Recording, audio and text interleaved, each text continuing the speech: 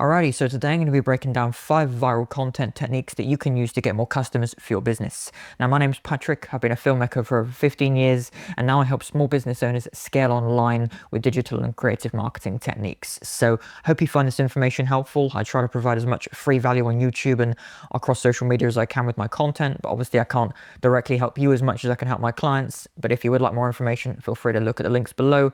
But nonetheless, let's get straight into it.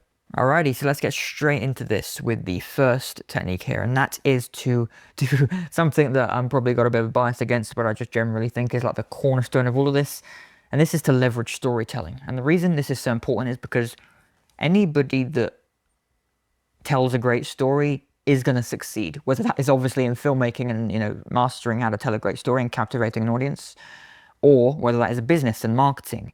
If you can be a great storyteller, if you can compel an audience, if you can make it relatable, then you're going to always win. You're going to always be able to sell things forevermore. It's like being a master sales or something. It's the marketing side of that. So understanding how to captivate an audience, whether it's for 15 seconds on a quick Instagram or TikTok, or whether it's on a 3-hour podcast or Netflix series, it does not matter. If you can understand how to leverage storytelling, understand narrative structures, beginning, middle, and ends, how to captivate an audience, whether it's a short, medium, or long story, that is how you'll be able to instantly start getting people to want to buy from you.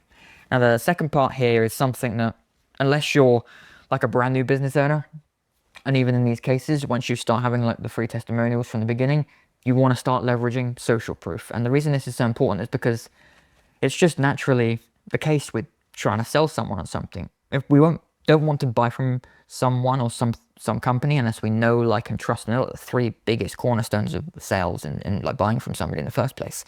So if we don't establish trust, knowing who they are, liking them and trusting them, then we're not going to want to buy from them. So establishing social proof, testimonials, reviews, feedback. This is why on websites and things or in social media content, people often have like client feedback calls and things. They put it on social media testimonials. So whenever you can use that, use it. And actually, you can combine social proof with storytelling. In this case, you can have snippets from a call, or you can have like the highlights of a call you had with a client, and they're talking about their story. That's storytelling and social proof, like killing 2 birds with 1 stone there, so to speak. So that's a fantastic way of doing it. So storytelling and social proof in that case is a fantastic way of doing things. That's why these kind of transition stories is amazing for a lot of things, with like, especially like service-based and consultancy-based businesses. But going on to the third one, which can still incorporate this, is educational content. So regardless of what you're selling, products or services, it's not always just about like teaching people. It's about informing as well. It can be providing tips and tricks and valuable information, whether it's specifically about the product or service. A lot of people provide product demos and share them off on TikTok or social media or long form on YouTube. People do like software or app breakdowns. That's educational. Or maybe it is kind of talking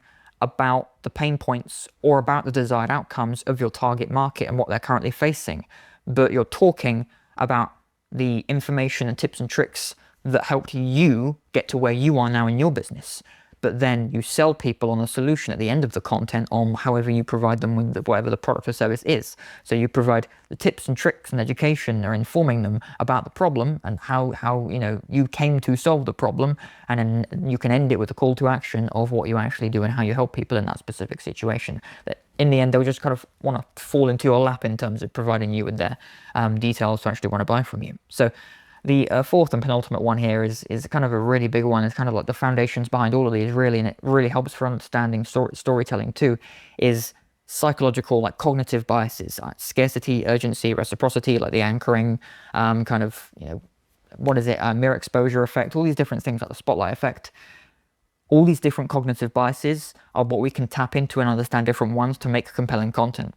You obviously have these behind storytelling, behind social proof, behind educational content, behind the next one as well. Once you know all different cognitive biases, you can simply do a Google search. I might put a little screenshot up now of like a Google search of cognitive biases. I've even got I think I've got one printed out actually, but it's just simply like, there's probably thousands of different biases here, but there's at least dozens you can find online. And a decent example here is actually like something like the Starbucks pricing, or like popcorn pricing in a movie theater, right? You have small, medium, large, or sometimes just medium, large, extra large or something nowadays. It gets crazy. But if you look at the pricing of like Starbucks or movie theater popcorn or something, you realize that often the pricing of the middle one will dictate who buys which size. If the medium one is closer to the small one in price, people will most likely buy the medium one. But if the medium one is closer in price to the large one, people will most likely buy the large one. Because if something is only a little bit more than the small one, they'll buy medium. But if the large one is only a little bit more than the medium, they'll buy the large one. And that's, again, like the kind of anchoring effect, the anchoring bias here, price anchoring. So there's loads of different biases you can use to, help people, help hook them, basically, make them realize certain things, help them understand their problems better, help them realize that your products, your services are the solution to their problems.